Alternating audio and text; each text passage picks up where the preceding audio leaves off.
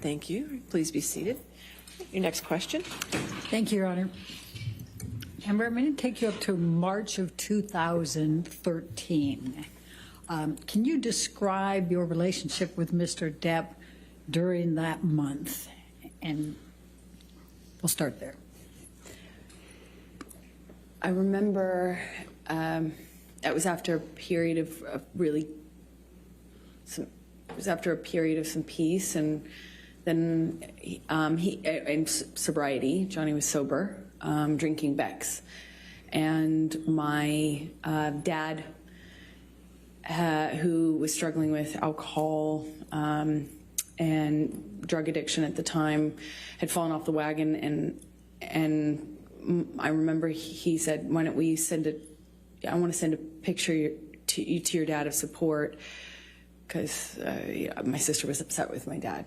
And so he poured a shot and kind of said, "Let's take a picture."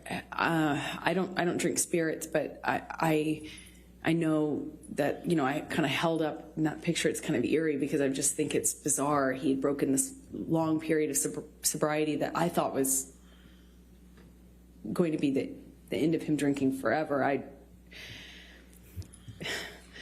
Sounds foolish now, but I, held up this kind of glass with him, and we sent the picture to my dad because, I didn't know what else to do. And I remember thinking it was weird that he was drinking. And then the month got really crazy from that point on.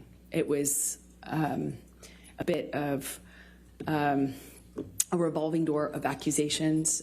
He was accusing me of having affairs with, frankly, just one person. I had an acquaintance with somebody, and he was accusing me of being with them, and then it was accusing me of being with my friend, the one I had seen in Spain. I'm, in these kind of arguments, nothing I do is working. Walking out of the room is me leaving him, walking away from me. Hey, where are you going? I'm talking to you. That it went from that to pulling me in by my arm, still shouting about the accusations. I'm trying to diffuse the situation by trying to tell him I'm not sleeping with this person and I'm not sleeping with that person. And it was kind of, as soon as it seemed as though I had convinced him of one, there was somebody else he was sure I was sleeping with. And it was a revolving door at that time. A painting I had hanging on the wall, done by my ex, who's an artist. That was, one day he was convinced that was proof I was sleeping with her or having an affair with her. I didn't really love him, and all the while I'm madly in love with him and trying to convince him. So March started with this picture of him doing a shot, and he's kind of saying, "Let's send it to your dad to show support." And what I remember of March is just like it's almost like it was a never-ending fight. It was just, there were breaks in it. What kept me in it is because I kept waiting for the other shoe to drop, the sobriety shoe, if you will. I kept waiting for him to get to the point where it's not supportable or anymore, and he's done with it and he's ready to get clean and sober again, because there commences a period of like pure joy. And it was one fight after the other. March. So let me start with the painting incident. Please tell the jury what happened on that particular incident with the painting. As I mentioned, the painting, which had been hanging there for months, one day he kind of stayed up doing cocaine, just drinking, doing cocaine, music, which is not in and of itself that weird in my relationship with Johnny at this point. Like, he stays up and keeps weird hours and smokes and stuff. But he was drinking brown liquor and doing a lot of cocaine, and it was like, it became clear to me in that argument, if you will, that he wasn't making sense. He had effectively just taken, it seemed like, a turn and had decided that the painting was an offense that he could not forgive me for. It meant I was having an affair with my ex-partner, with whom I had already split, and it made no sense to me. So I'm trying to kind of quell the accusations by saying, it's been there, and what are you talking about? And it's like, that doesn't mean anything. And, he was demanding I take it down. He eventually takes it down and tries to burn it, but it was unsuccessful, luckily, because he was not, he wasn't with one of those normal, what do you call them, Bic lighters. He wasn't very successful at doing it while drinking, to the extent he was. But I remember it was this kind of ridiculous fight, like didn't feel like it needed to be an argument, but it seemed like nothing I could do, nothing I could say. I tried leaving. I left the room. I left the house. I eventually came back. It was like a whole night, an evening, a night, and then a morning of this.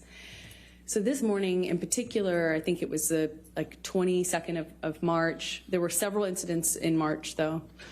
But in this particular one, he had something to go to. He was filming with Keith Richards and Tom Waits. Well, let me, before you go into that part, let's pull up Defendant's Exhibit 161, which is already admitted into evidence, I believe, Your Honor. Yes, 161 with redactions. Thank you. And I'm going to show you Defendant's Exhibit 161. And the date on this is 3/12/2013, and it's a text exchange between you and Mr. Depp. Do you see that? I do. Okay.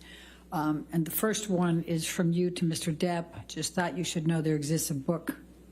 Is that to you? Is it to Mr. Depp from you, or it's vice versa? Isn't it? It's Johnny texting me. Just thought you should know there exists a book titled Disco Bloodbath. And then you say, we need that book. And you say, is this about last Friday night by any chance? And he says, how can you make me smile about such a hideous moment? And I'm not going to repeat the rest of it.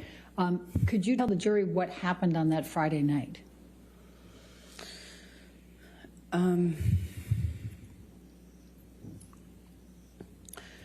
There were, like I said, there was a few different incidents in March. I believe this one happened in the Eastern Columbia building, which are one of Johnny's penthouses. They're in downtown, so a different part of Los Angeles. And we'd sometimes go there. I remember he was accusing me again of sleeping with this artist, this musician who I'd never slept with. I was denying it. I barely knew the person. And then he was accusing me of sleeping with my friend in Spain. And I remember nothing I could do. He called this person on the phone and screamed at him. He didn't speak English, so he was really confused as to what he was being yelled at by Johnny. But I remember those were the accusations. That was the fight. But it was one to the next accusation. And I remember I was kind of doing that juggling act. I was in one of these fights, I believe it's this one, in his downtown ECB, we call it, loft. And we're in the kitchen living room area, and he backhands me. And, it was, he wears a lot of rings. I remember kind of just feeling like my lip went into my teeth, and it got a little blood on the wall. Just that simple, a little bit of blood on the wall. As hard as it is to explain this,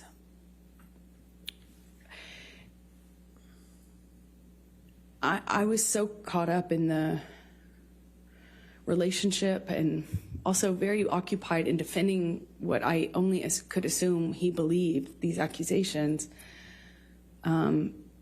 that, I didn't I didn't internalize, like, I didn't make that big of a deal of it. I kind of pride myself on being tough, and, I don't make a big deal out of, smaller injuries. And I know that sounds horrible because and hard maybe to understand, but my best way to cope with it is I kind of, minimize it, make sure no one, make sure he knows that I'm tough and can't knock me down, and I make a joke of it, clearly. Make light. I'm going to, Michelle, if you can take this one down and bring up 170A. Did there come a time in March, Amber, where you sent a picture to your mom? Yes, this is sometime in March 2013. I sent it to her because I had been texting about some of the craziness, and Objection, hearsay. I'll sustain as to what she may have texted. All right, next question. Without saying what you said in the text, explain why you were sending it to your mom. I was reaching out. I was very lonely in what I was living in, and I wanted help. I wanted advice, help. I just wanted to talk to somebody and figure out how I could make this stop. And is this a picture that you took of yourself in March of 2013? I did. Your Honor, I'm going to move the admission of Defendant's Exhibit 170A. Any objection? No objection, Your All Honor. right, 170A in evidence. You can publish the picture. Thank you, Your Honor.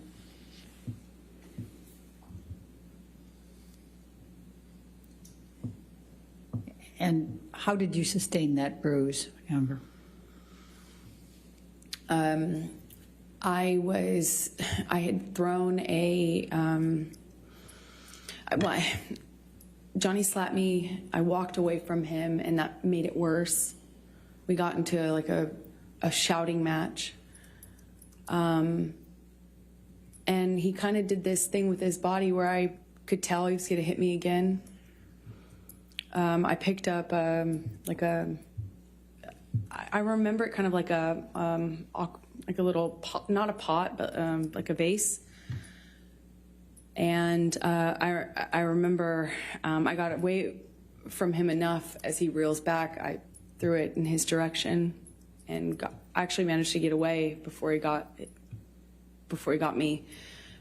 He grabbed me by the arm, and he kind of just held me on the floor, screaming at me. I don't know how many times he hit me in the face, but I remember being on the floor of my apartment, and I remember thinking, how could this happen to me again? Can you bring up 170?